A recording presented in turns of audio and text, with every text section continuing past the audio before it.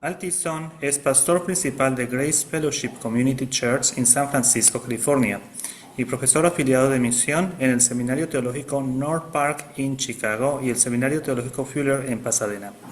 Al es autor o editor de 7 libros, entre ellos Completos y Reconciliados, Evangelio, Iglesia y Misión en un Mundo Fracturado, y también Cristo entre las clases, los ricos, los pobres y la misión de la Iglesia. A continuación, escucharemos su conferencia Paz, Justicia y Evangelio en el Pensamiento de Samuel Escobar.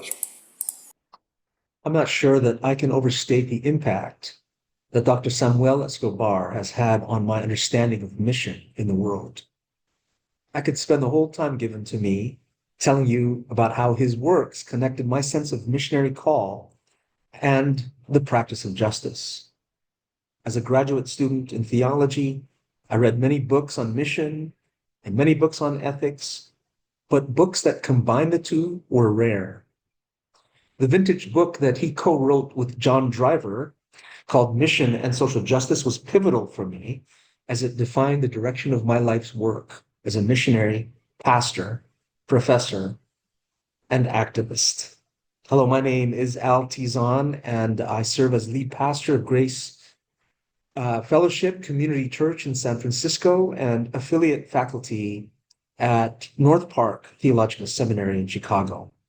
It's a great honor for me, along with Dr. Ruth Padilla de Borst, to have presented the Lifetime Achievement Award to Dr. Escobar in the American Society of Missiology annual meeting in 2019. And so similarly, it is a great honor to present this brief paper on peace and justice as we celebrate Dr. Escobar's 90th birthday celebration. Let's begin. Peacemaking requires the practice of justice. That is the simple thesis of my presentation today. Otherwise, the peace we make would be but a facade of peace. Quoting from Jeremiah 6:14, "They have treated the wounds of my people carelessly, saying, 'Peace, peace,' when there is no peace."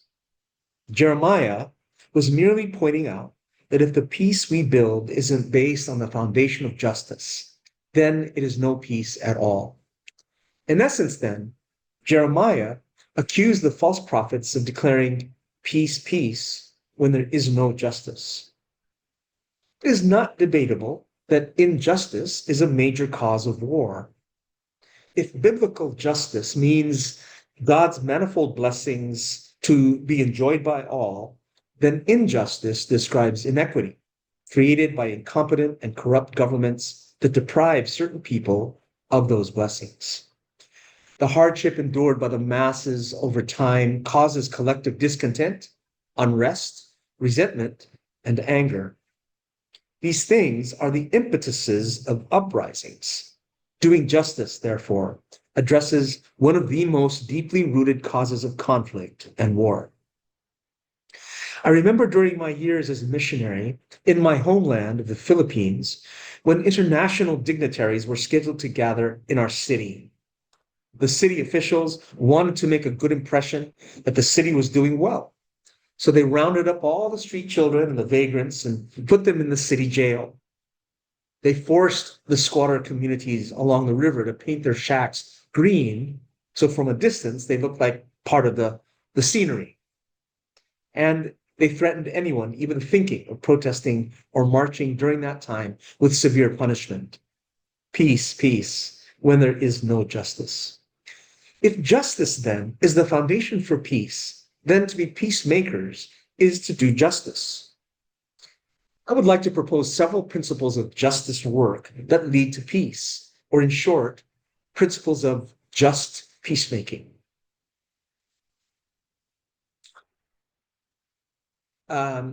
First of all, there must be a commitment to nonviolence in justice work if the justice we seek will lead to peace. The church needs to be committed to nonviolence because bloodshed will never lead to a peaceful society. However, one does not have to be an absolute pacifist to commit to nonviolence. If you're a true just war theory person, for example, please remember that the use of violence is the very last resort. What this means is that just war advocates and pacifists can work together for a very long time before they start arguing. The whole church, regardless of one's position on the ultimate place of violence, is called to nonviolent action, a crucial principle of just peacemaking. Now, a commitment to nonviolence, of course, does not mean passivity. Ron Sider, one of Dr. Escobar's colleagues at Palmer Theological Seminary many years ago, defines nonviolent action as an activist confrontation with evil that respects the personhood even of the enemy and therefore seeks both to end the oppression and to reconcile with the oppressor through nonviolent methods. These methods include organizing or participating boycotts, strikes, and marches to bring mass attention and public mobilization against an injustice, while at the same time and with equal intensity, discouraging mean-spiritedness, retaliation, and of course, killing. The tactics for nonviolent action are only limited by one's creativity.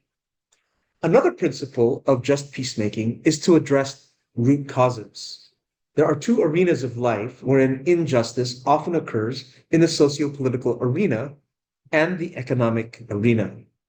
In the socio-political arena, people are often unheard, ignored, neglected. In a word, marginalized. Just peacemaking in this arena involves advocacy work, championing the cause of the marginalized. For example, during my work in a squatter community in Quezon City, several community leaders participated in obtaining land rights for the 80-plus families that made up the community. The stigma of being squatters weighed on the people's hearts, minds, and lives. So a group of residents, including members of the church I was working with, found the legal owner of the land and let her know the people's desire to obtain land rights. Land rights, though not the same as land ownership, would give the people the ability to build houses and own them. Furthermore, on a dignity level, it would eliminate the invisible label of squatter that hung over their heads. The community group met with the owner several times, sometimes at the church for about a year. Several obstacles complicated the negotiations, but in time, the owner agreed to a price and a reasonable payment schedule. So the local government divided up the property into lots and sold them to the people at generously low rates determined by the sympathetic owner. The fact that they transitioned from being squatters to legal residents was the immediate fruit of the effort. And over a period of several years, most of the residents were able to build concrete dwellings they could call their own. Unmuting the voices of the former squatters and negotiating with the landowner to obtain rights for them exemplified just peacemaking, that is, doing socio-political justice that leads to genuine peace. Now, getting at root causes also addresses socioeconomic injustice if the peace of the city that we seek is going to be true peace. Let me repeat that injustice is a major cause of war.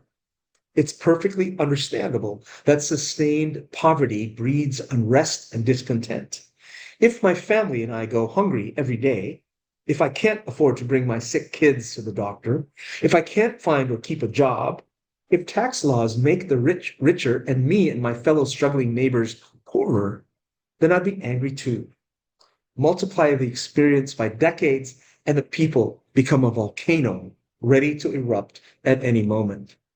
A church that understands this will address the socioeconomic injustice by way of economic and community development.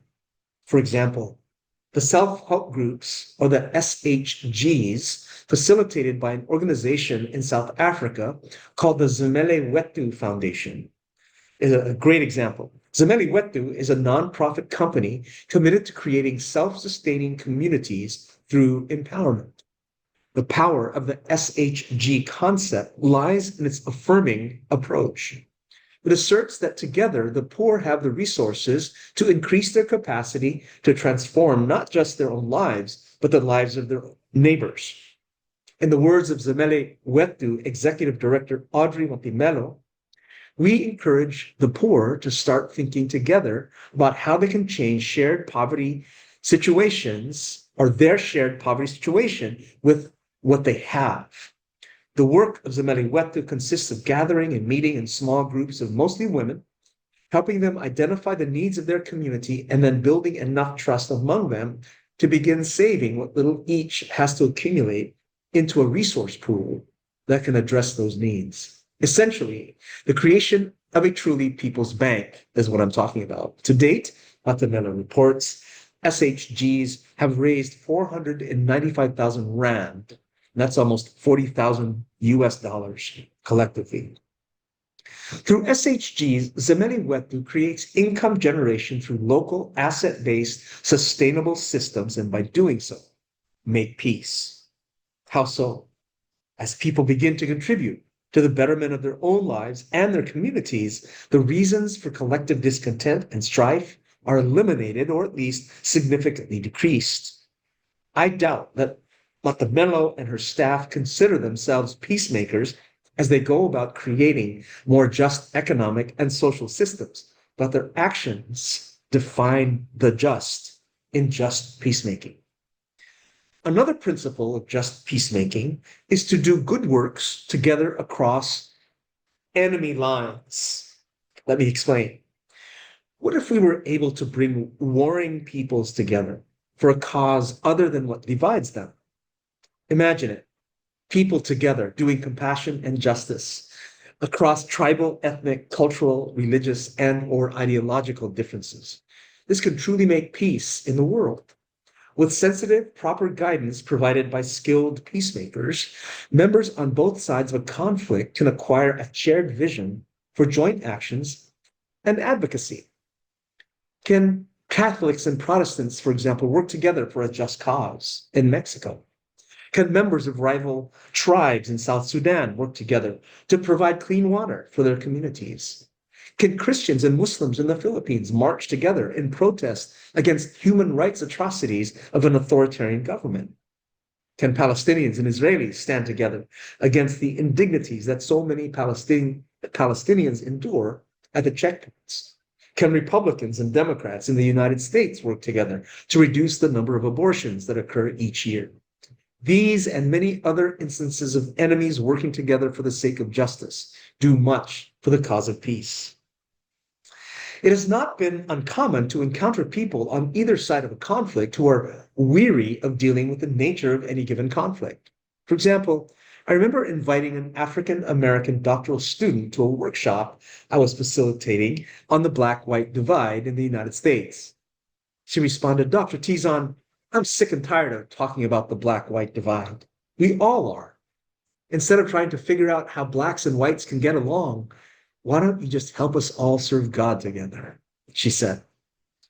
In other words, instead of trying so hard to reconcile two peoples, we should facilitate unity in a common cause, which could result in reconciliation. From this perspective, reconciliation can be seen as the fruit of justice work. I still think it's important to discuss directly the issues of racism and other injustices that divide. But the student made a valid point in that she highlighted the importance of doing justice together as a crucial aspect of just peacemaking. The last principle of just peacemaking I'll mention today is a willingness to die for the cause. No one wants to discuss or think about martyrdom, but addressing injustices that lead to peace is undeniably a dangerous endeavor. Peacemakers get in the way of violence, and this sometimes results in becoming victims of violence themselves. An organization called Christian Peacemaker Teams comes to mind here. The founders expected that radical peacemaking would mean sacrifice and death for some. CPT training of personnel, in fact, includes planning for their memorial service and making out their wills. Quaker Tom Fox, for example, was one CPT worker who was kidnapped and killed execution style for his peace work in Baghdad in 2005. Now, not all just peacemakers are destined to be martyred, but the willingness to sacrifice all for the cause of Christ, the Prince of Peace, is an essential conviction of just peacemakers. We cannot however, view martyrdom as a tactic, as if it were the ultimate tool to pull out of the peacemaker's toolbox. God does not call us to set ourselves on fire or attach bombs on our person to blow ourselves up and others. In Christ, for example, God calls us rather to be faithful to the gospel, even if necessary, unto death. To sum up, there is no peace without justice, or positively put, justice work leads to peace. If we, one, commit to nonviolence, two, address root causes, particularly in the socio-political and socio-economic arenas of life, three, do good work together across enemy lines, and four, are willing to die for the cause, then we are engaged in the just peacemaking that is worthy of our call until Christ returns. Friends, these thoughts are mine, but Dr. Escobar, if you are listening, I trust that you see your influence in my understanding and practice of mission in the world, and for that, I am forever grateful.